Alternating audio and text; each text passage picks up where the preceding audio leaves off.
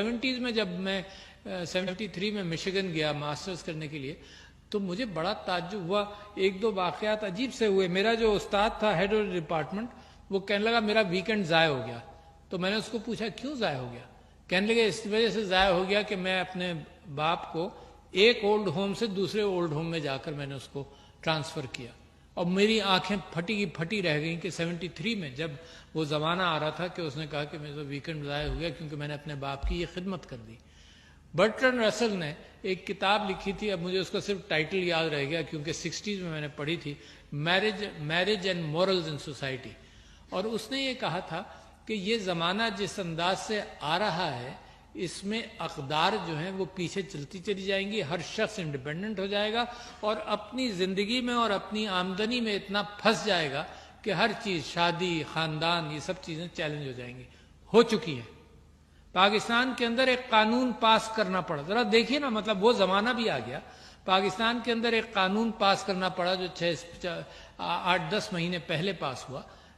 اس کے اندر یہ تھا کہ اگر کوئی اولاد اپنے ماں باپ کی قدر نہ کرے, ان کو ان کے گھر سے نکالے یا ایسی کوئی کیفیت پیدا ہو تو اسٹیٹ بیچ میں جائے گی. یہ تو معاشرے کا کام تھا.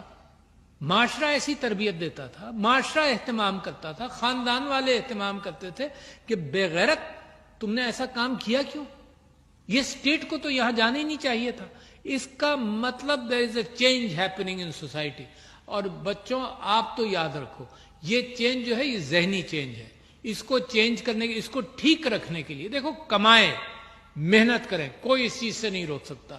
مگر جب محبتوں کو نکال دو گے اپنی ریلیشن شپ سے تو خود بھی پریشان رہو گے, خود بھی سٹریس میں رہو گے اور معاشروں کے اندر وہ تناؤ پیدا ہوگا کہ اپنا میں اکیلا میں زندگی گزار سکتا ہوں. نتیجہ کیا ہے؟ Let me mention to you something which came to my knowledge only about 1 or 2 months ago, اور میں نے اسمبلی کے اندر جو تقریر کی اس کے اندر بھی اس بات کو شامل کیا.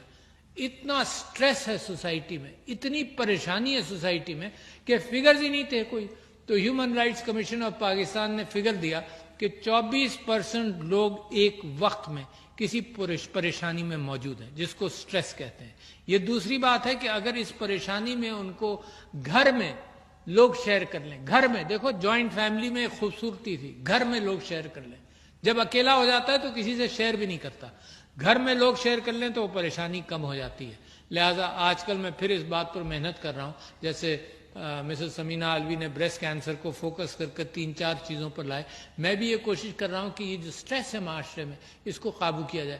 مگر ایک فگر اس میں اور بھی بڑا الارمنگ تھا. وہ الارمنگ یہ تھا کہ کالج گوئنگ اسٹوڈنٹس اور اساتذہ کے لیے یہ انفارمیشن ہے کہ 60 to 80% of college going students are under stress. ایسی کیا کیفیت ہے؟ علم کی تلاش کے اندر یہ ذہنی پریشانیاں کیسے آ گئیں؟ یہ کیسی مشین ہے جس پر ہم نے ان کو ڈال دیا, جس کے اندر یہ مسلسل بھاگتے رہے اور دماغی تناؤ کے اندر مبتلا ہو. نتیجہ کیا ہے؟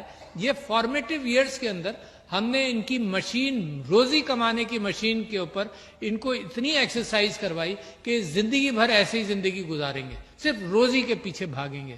تو یہ بیلنس جو ہے یہ ضرور میرے پاکستان کو اس وقت ضرورت ہے کہ آپ لوگ بڑی محنتیں کریں اور دوسروں کا, دنیا کا مقابلہ کریں, مگر زندگی میں ایک بیلنس رکھنا بھی بڑا ضروری ہے جو میں آپ سے کہہ رہا ہوں. 60 to 80% of students were under stress. اور جو آپ اخبار میں کبھی کبھی خبریں دیکھ لیتے ہیں نا کہ ماں نے بچوں کو مار دیا, یہ ہوا, یہ تو صرف وہ بامز ہیں جو ٹپ آف دی آئس برگ پہ جا کر ایکسپلوڈ ہوتے ہیں. باقی معاشرے میں جو کچھ ہو رہا ہے وہ میرے لیے اور آپ کے لیے پریشانی کا باعث ہے.